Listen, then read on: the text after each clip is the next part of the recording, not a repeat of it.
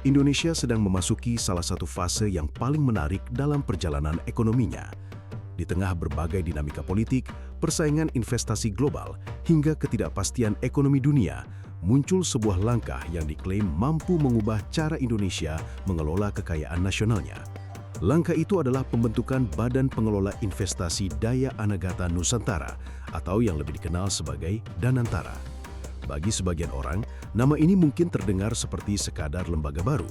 Namun bagi pihak lain, Danantara dipandang sebagai simbol dari perubahan besar yang berpotensi mempengaruhi arah pembangunan nasional dalam beberapa dekade ke depan. Tidak mengherankan jika kemunculannya langsung memicu berbagai reaksi, mulai dari optimisme, kritik, hingga perdebatan mengenai dampaknya terhadap posisi Indonesia di kawasan Asia Tenggara. Di saat pembahasan mengenai Danantara mulai mengemuka, Presiden Prabowo Subianto juga menyampaikan pesan yang menarik perhatian publik. Dalam salah satu pernyataannya, ia menegaskan bahwa Indonesia adalah negara hukum. Tidak boleh ada kriminalisasi, tidak boleh ada penyalahgunaan kewenangan, dan tidak boleh ada siapapun yang kebal terhadap hukum. Hukum, menurutnya, harus menjadi pelindung masyarakat, bukan alat untuk melayani kepentingan kelompok tertentu maupun menjadi sarana balas dendam politik. Pernyataan tersebut bukan sekadar berbicara mengenai penegakan hukum, tetapi juga menyampaikan pesan yang lebih luas mengenai pentingnya kepastian hukum sebagai fondasi bagi pembangunan nasional. Dalam dunia investasi, kepastian hukum merupakan salah satu faktor yang paling menentukan kepercayaan pelaku usaha maupun investor terhadap sebuah negara. Di sisi lain, perhatian masyarakat justru banyak tersita oleh berbagai isu politik yang silih berganti menghiasi ruang publik.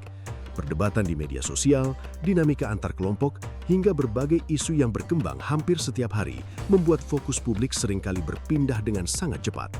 Namun, di balik hiruk-pikuk tersebut, pemerintah sedang memperkenalkan sebuah strategi ekonomi yang memiliki skala jauh lebih besar daripada sekadar pembentukan sebuah lembaga baru. Strategi itu berkaitan dengan cara Indonesia mengelola aset-aset negara yang nilainya mencapai ribuan triliun rupiah agar mampu memberikan manfaat ekonomi yang lebih besar bagi pembangunan nasional. Pembahasan mengenai pengelolaan aset negara sebenarnya bukan isu baru. Selama bertahun-tahun, Indonesia memiliki berbagai badan usaha milik negara yang bergerak di hampir seluruh sektor strategis, mulai dari energi, perbankan, telekomunikasi, pertambangan, hingga infrastruktur, semuanya memainkan peranan penting dalam perekonomian nasional. Perusahaan-perusahaan tersebut mengelola aset dalam jumlah yang sangat besar, menghasilkan keuntungan sekaligus menjadi motor penggerak pembangunan. Namun, selama ini, aset-aset tersebut berada di bawah pengelolaan masing-masing perusahaan dengan tujuan dan strategi yang berbeda-beda. Kondisi tersebut membuat kekuatan finansial Indonesia tersebar ke dalam banyak institusi, sehingga belum sepenuhnya mampu dimanfaatkan sebagai satu kesatuan yang memiliki daya dorong investasi berskala besar. Di berbagai negara, pendekatan semacam ini sebenarnya telah berkembang sejak lama melalui konsep Sovereign Wealth Fund atau dana kekayaan negara. Konsep tersebut pada dasarnya adalah mekanisme untuk mengelola aset negara secara profesional agar dapat menghasilkan keuntungan jangka panjang sekaligus mendukung pembangunan nasional.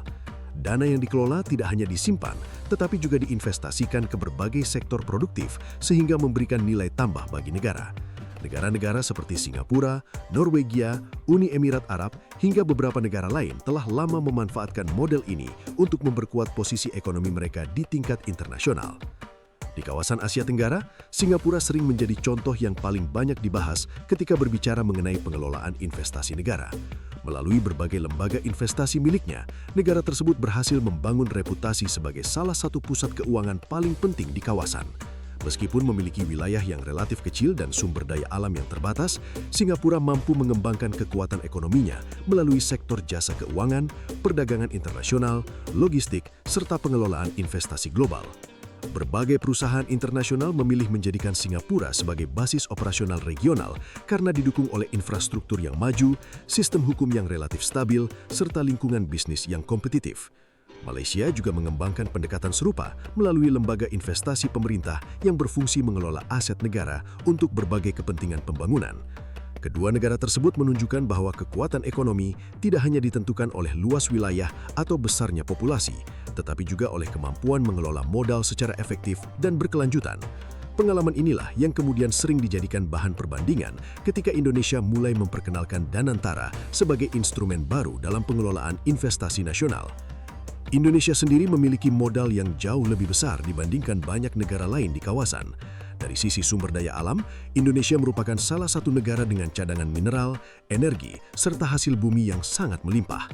Dari sisi demografi, jumlah penduduk yang besar menciptakan pasar domestik yang luas, sekaligus menyediakan tenaga kerja produktif dalam jumlah yang signifikan. Posisi geografis Indonesia juga berada di jalur perdagangan internasional yang strategis menghubungkan Samudra Hindia dan Samudra Pasifik melalui sejumlah selat penting yang menjadi lintasan utama perdagangan dunia. Seluruh potensi tersebut menjadikan Indonesia memiliki fondasi ekonomi yang sangat besar apabila mampu dikelola secara optimal. Namun, memiliki potensi besar tidak selalu berarti mampu menghasilkan manfaat maksimal. Selama bertahun-tahun, berbagai kalangan menilai bahwa Indonesia masih menghadapi tantangan dalam mengkonsolidasikan kekuatan ekonominya. Aset negara memang besar, tetapi pengelolaannya masih tersebar di berbagai institusi. Industri nasional berkembang, tetapi sebagian besar masih bergantung pada investasi maupun teknologi dari luar negeri. Sementara itu, sebagian modal milik masyarakat Indonesia juga diketahui banyak ditempatkan di pusat-pusat keuangan luar negeri, termasuk Singapura. Fenomena tersebut menjadi bagian dari dinamika ekonomi global yang terjadi selama puluhan tahun ketika pelaku usaha mencari lokasi yang dianggap mampu memberikan kemudahan dalam mengelola aset maupun melakukan ekspansi bisnis internasional.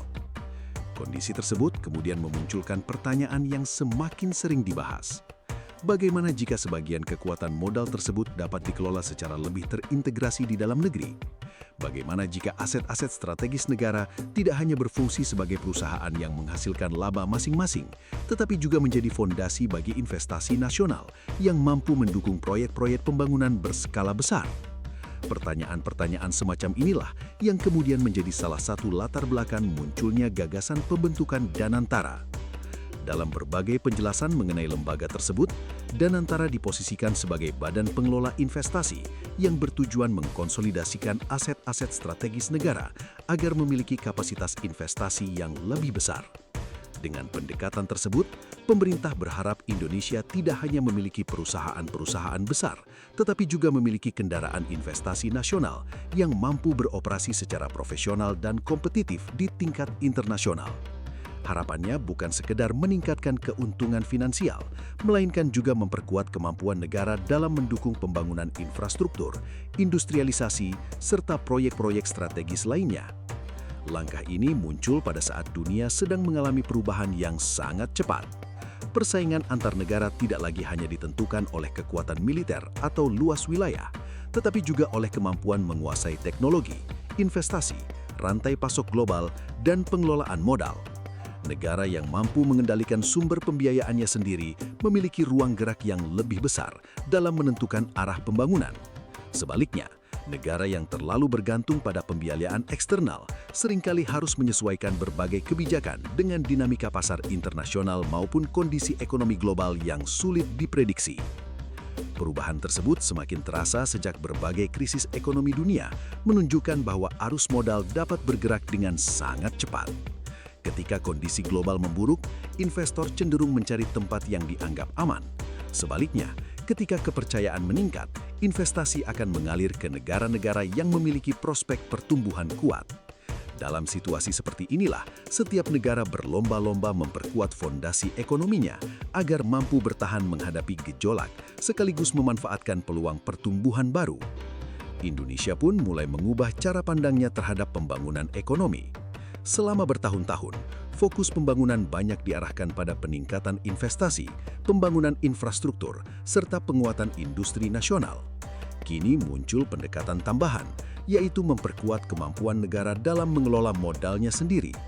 Langkah tersebut dipandang sebagai upaya untuk menciptakan sumber pembiayaan yang lebih kuat bagi berbagai proyek strategis tanpa sepenuhnya bergantung pada modal eksternal. Namun, perjalanan menuju tujuan tersebut tentu tidak sederhana. Mengelola aset dalam jumlah sangat besar membutuhkan tata kelola yang profesional, transparan, dan akuntabel. Kepercayaan publik menjadi faktor yang sangat penting karena pengelolaan dana dalam skala besar selalu menghadirkan harapan sekaligus kekhawatiran. keberhasilan berbagai sovereign wealth fund di dunia tidak hanya ditentukan oleh besarnya aset yang dimiliki, tetapi juga oleh kualitas manajemen, sistem pengawasan, serta kemampuan menghasilkan investasi yang memberikan manfaat jangka panjang. Di tengah berbagai harapan tersebut, muncul pula berbagai pandangan yang mempertanyakan sejauh mana Danantara akan mampu menjalankan fungsi yang diharapkan. Sebagian melihatnya sebagai peluang besar bagi Indonesia untuk memperkuat posisi ekonomi nasional.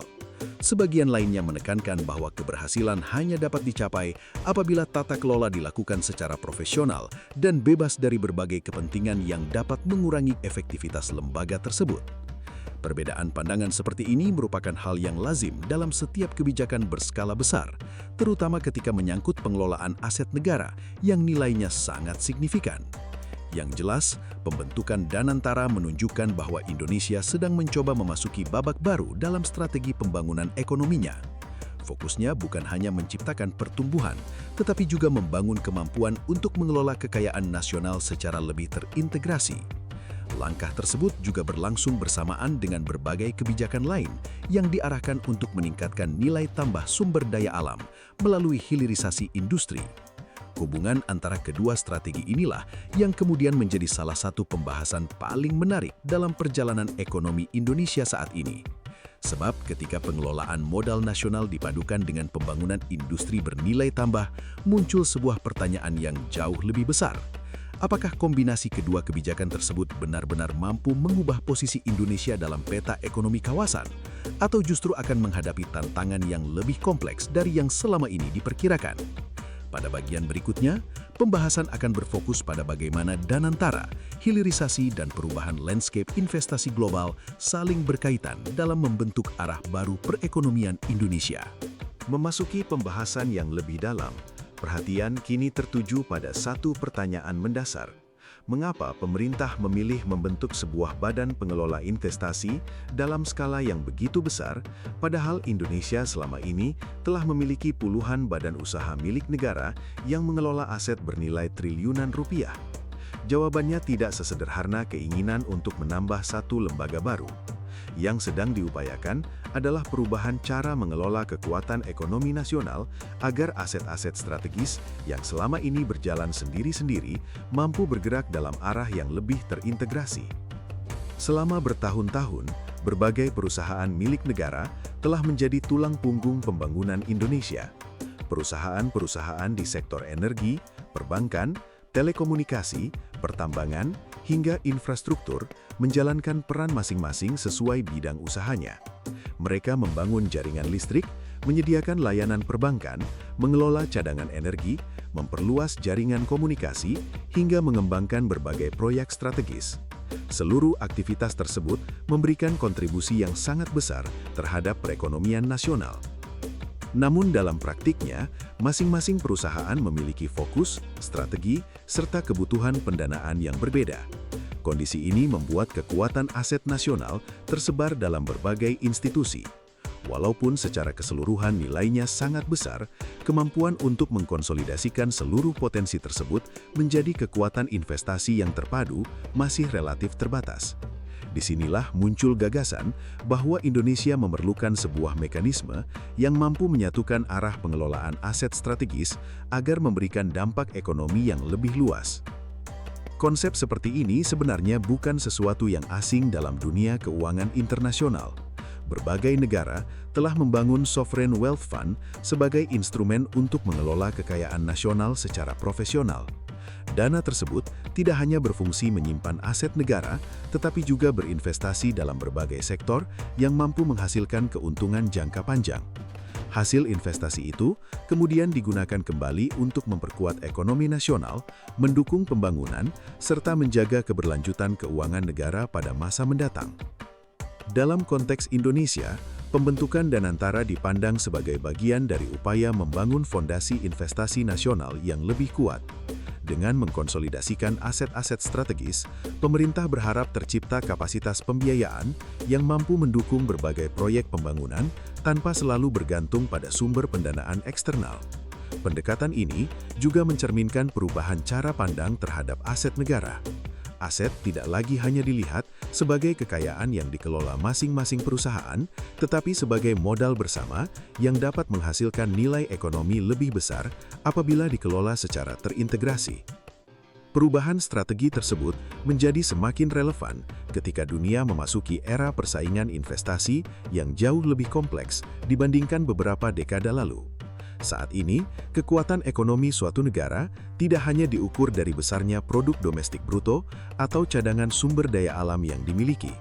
Yang tidak kalah penting adalah kemampuan mengelola modal, menarik investasi berkualitas, membangun industri bernilai tambah, dan menciptakan ekosistem ekonomi yang mampu bersaing di tingkat global. Indonesia sebenarnya memiliki banyak keunggulan dalam aspek tersebut. Dari sisi jumlah penduduk, Indonesia merupakan pasar domestik terbesar di Asia Tenggara. Lebih dari sekedar angka statistik, populasi yang besar berarti adanya permintaan terhadap berbagai produk dan jasa dalam jumlah yang sangat signifikan. Pasar domestik yang luas memberikan peluang bagi tumbuhnya industri nasional sekaligus menjadi daya tarik utama bagi investor internasional. Selain itu, Indonesia juga memiliki bonus demografi yang masih berlangsung. Sebagian besar penduduk berada pada usia produktif, sebuah kondisi yang tidak dimiliki semua negara. Di berbagai belahan dunia, banyak negara maju mulai menghadapi tantangan penuaan penduduk yang berdampak pada berkurangnya tenaga kerja produktif. Sebaliknya, Indonesia masih memiliki kesempatan memanfaatkan jumlah angkatan kerja yang besar untuk mendukung pertumbuhan industri dan ekonomi. Keunggulan berikutnya adalah sumber daya alam yang sangat beragam. Indonesia memiliki cadangan nikel, tembaga, bauksit, batu bara, gas alam, hingga berbagai komoditas pertanian yang memainkan peran penting dalam perdagangan internasional. Dalam beberapa tahun terakhir, perhatian dunia terhadap mineral strategis semakin meningkat karena kebutuhan industri kendaraan listrik, baterai, serta transisi menuju energi yang lebih ramah lingkungan terus berkembang. Situasi ini membuat posisi Indonesia semakin strategis dalam rantai pasok global. Namun, pemerintah menilai bahwa memiliki sumber daya alam saja tidak cukup. Selama bertahun-tahun, banyak komoditas diekspor dalam bentuk bahan mentah, sehingga nilai tambah terbesar justru dinikmati oleh negara lain yang mengolahnya menjadi produk industri. Akibatnya, Indonesia memperoleh manfaat ekonomi yang belum maksimal dibandingkan potensi yang sebenarnya dimiliki. Atas dasar itulah, pemerintah mendorong kebijakan hilirisasi. Tujuannya adalah meningkatkan nilai tambah melalui pengolahan bahan baku di dalam negeri sebelum diekspor ke pasar internasional. Dengan cara tersebut, investasi tidak hanya masuk ke sektor pertambangan, tetapi juga ke industri pengolahan, pembangunan fasilitas produksi, pengembangan teknologi, serta penciptaan lapangan kerja yang lebih luas. Hubungan antara hilirisasi dan Danusantara menjadi salah satu aspek yang paling menarik untuk dicermati.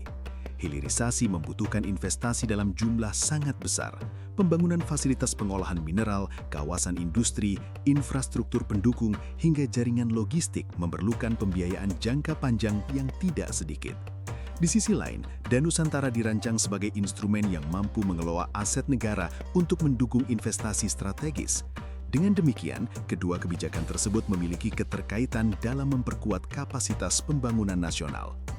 Jika strategi tersebut berjalan sesuai tujuan, Indonesia tidak hanya menjadi pemasok bahan mentah bagi industri dunia, Indonesia juga berpeluang meningkatkan posisinya sebagai negara yang mampu menghasilkan produk dengan nilai tambah lebih tinggi. Perubahan semacam ini memiliki implikasi yang sangat besar terhadap struktur ekonomi nasional karena mampu memperluas basis industri, meningkatkan produktivitas, sekaligus membuka peluang terciptanya lapangan kerja baru di berbagai sektor. Perkembangan tersebut juga mendapat perhatian dari berbagai negara di kawasan. Asia Tenggara merupakan salah satu wilayah dengan pertumbuhan ekonomi paling dinamis di dunia. Negara-negara di kawasan saling bersaing untuk menarik investasi asing, mengembangkan industri strategis, serta memperkuat posisi mereka dalam rantai pasok global. Dalam persaingan tersebut, Indonesia memiliki potensi menjadi salah satu pusat pertumbuhan utama karena kombinasi antara pasar domestik yang besar, sumber daya alam yang melimpah, dan lokasi geografis yang sangat strategis. Posisi geografis Indonesia memang memberikan keuntungan tersendiri. Jalur pelayaran internasional yang melintasi perairan Indonesia menjadi penghubung utama perdagangan antara Asia Timur, Asia Selatan, Timur Tengah hingga Eropa. Sebagian besar perdagangan dunia melewati kawasan ini menjadikan Indonesia memiliki arti penting dalam sistem logistik internasional. Ketika pembangunan industri, infrastruktur, dan investasi berjalan beriringan, posisi strategis tersebut berpotensi memberikan manfaat ekonomi yang jauh lebih besar. Namun, membangun kekuatan ekonomi tidak hanya berkaitan dengan modal dan sumber daya alam. Persaingan global juga ditentukan oleh kemampuan membangun kepercayaan. Investor, baik domestik maupun internasional, selalu mempertimbangkan berbagai faktor sebelum menanamkan modalnya. Stabilitas ekonomi, kepastian hukum, transparansi regulasi, kualitas birokrasi, serta konsistensi kebijakan menjadi elemen yang tidak dapat dipisahkan dari keputusan investasi. Disinilah pernyataan Presiden Prabowo mengenai pentingnya supremasi hukum kembali memperoleh relevansinya. Dalam dunia bisnis, kepastian hukum bukan sekedar prinsip konstitusional, tetapi juga menjadi indikator utama bagi pelaku usaha dalam menilai resiko investasi. Semakin tinggi tingkat kepastian hukum, semakin besar pula peluang suatu negara menarik investasi jangka panjang yang produktif. Perubahan lanskap ekonomi dunia juga membuat setiap negara berlomba memperkuat ketahanan ekonominya sendiri. Krisis global dalam beberapa tahun terakhir menunjukkan bahwa ketergantungan berlebihan terhadap satu sumber pembiayaan atau satu jalur pasok dapat menimbulkan resiko yang sangat besar. Banyak negara mulai memperkuat industri domestik, mengembangkan rantai pasok nasional, sekaligus meningkatkan kemampuan pembiayaan dari dalam negeri. Indonesia tampaknya berupaya menyesuaikan diri dengan tren tersebut melalui kombinasi antara pengelolaan investasi nasional dan pengembangan industri bernilai tambah. Tentu saja perjalanan menuju tujuan tersebut tidak berlangsung tanpa tantangan. Mengelola aset dalam jumlah besar membutuhkan sistem tata kelola yang sangat disiplin. Transparansi menjadi faktor yang tidak dapat ditawar karena menyangkut kepercayaan publik maupun kredibilitas lembaga di mata investor. Berbagai sovereign wealth fund yang berhasil di dunia umumnya memiliki standar tata kelola yang tinggi, pengawasan yang kuat, serta mekanisme investasi yang profesional. Hal yang sama akan menjadi salah satu ukuran penting bagi keberhasilan Danusantara di masa depan. Selain tata kelola, tantangan lain datang dari dinamika ekonomi internasional. Perubahan harga komoditas, fluktuasi nilai tukar, kebijakan suku bunga global, hingga ketidakpastian geopolitik dapat mempengaruhi arus investasi maupun kinerja sektor industri. Oleh karena itu, strategi pembangunan tidak cukup hanya mengandalkan besarnya aset yang dimiliki. Fleksibilitas dalam menghadapi perubahan global juga menjadi faktor yang sangat menentukan. Di tengah berbagai tantangan tersebut, arah kebijakan pemerintah menunjukkan satu pola yang cukup konsisten. Indonesia tidak lagi hanya berupaya meningkatkan pertumbuhan ekonomi melalui peningkatan konsumsi atau ekspor komoditas, tetapi juga melalui penguatan struktur ekonomi nasional. Langkah tersebut terlihat dari dorongan terhadap hilirisasi, pembangunan kawasan industri, penguatan infrastruktur, hingga pembentukan instrumen investasi seperti Danusantara. Jika dicermati secara keseluruhan, kebijakan-kebijakan tersebut memiliki tujuan yang saling berkaitan. Hilirisasi bertujuan meningkatkan nilai tambah sumber daya alam, infrastruktur mendukung efisiensi logistik dan konektivitas, pengelolaan investasi memperkuat pembiayaan pembangunan, sementara penguatan kepastian hukum diharapkan menciptakan iklim usaha yang lebih kondusif. Ketika seluruh elemen tersebut mampu berjalan secara selaras, Indonesia memiliki peluang memperkuat daya saingnya di tingkat regional maupun global. Meski demikian, keberhasilan sebuah strategi ekonomi tidak pernah dapat diukur hanya dari besarnya visi yang dibangun. Hasil akhirnya sangat bergantung pada implementasi, kualitas kelembagaan, disiplin tata kelola, serta kemampuan menjaga kepercayaan seluruh pemangku kepentingan. Itulah sebabnya pembentukan Danantara menjadi lebih dari sekedar pembahasan mengenai lembaga investasi.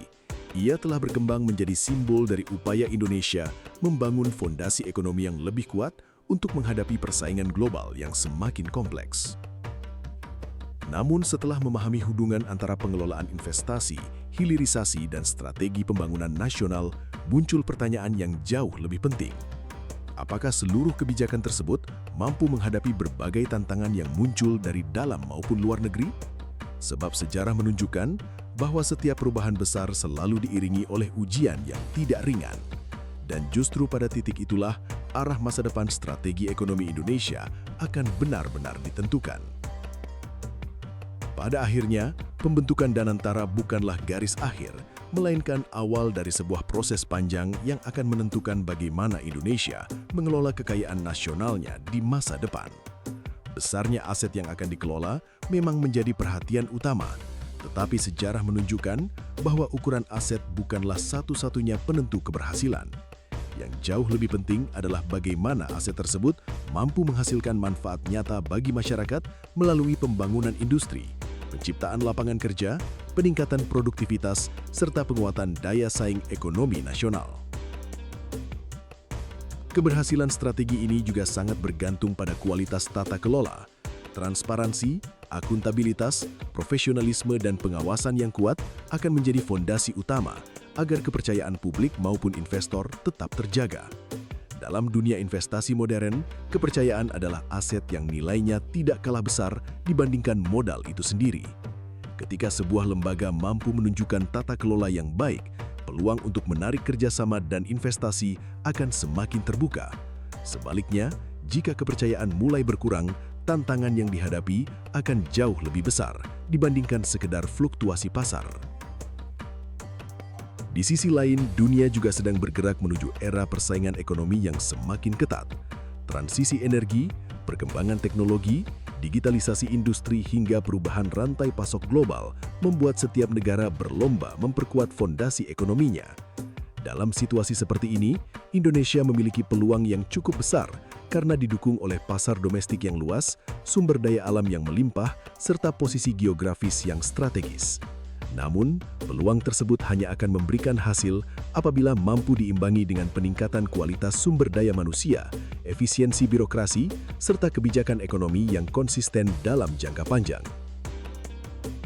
Kebijakan hilirisasi yang berjalan bersamaan dengan pembentukan Danantara menunjukkan adanya upaya membangun nilai tambah di dalam negeri. Jika selama ini Indonesia lebih dikenal sebagai pemasok bahan mentah, arah kebijakan saat ini berusaha mendorong tumbuhnya industri pengolahan yang mampu menghasilkan produk dengan nilai ekonomi lebih tinggi. Langkah tersebut tentu membutuhkan investasi besar, teknologi serta kesiapan infrastruktur yang memadai. Disinilah peran pengelolaan modal nasional menjadi semakin penting sebagai salah satu sumber pembiayaan pembangunan. Meskipun demikian, perjalanan menuju tujuan tersebut tidak akan selalu berjalan mulus. Perubahan kondisi ekonomi global, dinamika geopolitik hingga persaingan antar negara dalam menarik investasi akan terus menjadi tantangan yang harus dihadapi. Karena itu, kemampuan beradaptasi terhadap perubahan menjadi faktor yang sama pentingnya dengan besarnya sumber daya yang dimiliki. Negara yang mampu menyesuaikan strategi dengan perkembangan dunia akan memiliki peluang lebih besar untuk mempertahankan pertumbuhan ekonominya. Dalam konteks kawasan Asia Tenggara, langkah Indonesia tentu akan terus menjadi perhatian. Sebagai negara dengan ekonomi terbesar di kawasan, setiap kebijakan strategis yang diambil memiliki dampak terhadap dinamika regional. Persaingan untuk menarik investasi, mengembangkan industri, dan memperkuat posisi dalam rantai pasok global akan semakin intensif. Namun pada saat yang sama, persaingan tersebut juga membuka ruang bagi kerjasama yang saling menguntungkan, karena pertumbuhan ekonomi kawasan pada akhirnya tetap membutuhkan stabilitas dan kolaborasi antar negara. Pernyataan Presiden Prabowo mengenai pentingnya penegakan hukum juga menjadi bagian yang tidak dapat dipisahkan dari keseluruhan strategi tersebut. Kepastian hukum merupakan salah satu syarat utama bagi tumbuhnya iklim investasi yang sehat. Investor membutuhkan keyakinan bahwa aturan diterapkan secara adil, transparan, dan konsisten. Tanpa kepastian hukum, sebaik apapun potensi ekonomi yang dimiliki sebuah negara akan sulit diterjemahkan menjadi investasi jangka panjang yang produktif. Semua perkembangan ini menunjukkan bahwa Indonesia sedang mencoba membangun fondasi ekonomi yang lebih kuat melalui kombinasi antara pengelolaan investasi, penguatan industri, dan peningkatan nilai tambah sumber daya alam. Hasil akhirnya tentu tidak dapat dinilai dalam waktu singkat karena perubahan struktural membutuhkan proses yang panjang. Yang dapat diamati saat ini adalah arah kebijakan yang sedang ditempuh, serta bagaimana implementasinya akan menentukan keberhasilan di masa mendatang. Pada akhirnya, pembahasan mengenai Danantara bukan sekadar mengenai besarnya angka aset atau pembentukan sebuah lembaga baru. Yang jauh lebih penting adalah apakah strategi tersebut mampu menciptakan pertumbuhan ekonomi yang berkelanjutan, memperkuat ketahanan nasional, serta memberikan manfaat yang benar-benar dirasakan oleh masyarakat. Jawaban atas pertanyaan itu baru akan terlihat seiring berjalannya waktu, ketika berbagai kebijakan yang telah dirancang mulai menunjukkan hasil nyata dalam pembangunan ekonomi Indonesia. Kini, perhatian publik akan tertuju pada langkah-langkah berikutnya. Mampukah Indonesia memanfaatkan seluruh potensi yang dimilikinya untuk memperkuat posisinya di tengah persaingan ekonomi global yang semakin kompetitif? Ataukah tantangan implementasi justru menjadi ujian terbesar bagi strategi ini? Yang jelas, perjalanan baru telah dimulai dan keberhasilannya akan menjadi salah satu cerita penting dalam perkembangan ekonomi Indonesia pada tahun-tahun mendatang. Bagaimana menurut Anda? Apakah pembentukan Danantara dan strategi penguatan investasi nasional ini akan menjadi titik balik bagi perekonomian Indonesia? Ataukah masih ada tantangan besar yang harus diselesaikan terlebih dahulu? Tulis pendapat dan analisis Anda di kolom komentar. Dan jangan lupa ikuti terus pembahasan berikutnya mengenai berbagai isu ekonomi, geopolitik, dan perkembangan strategis yang sedang membentuk masa depan Indonesia.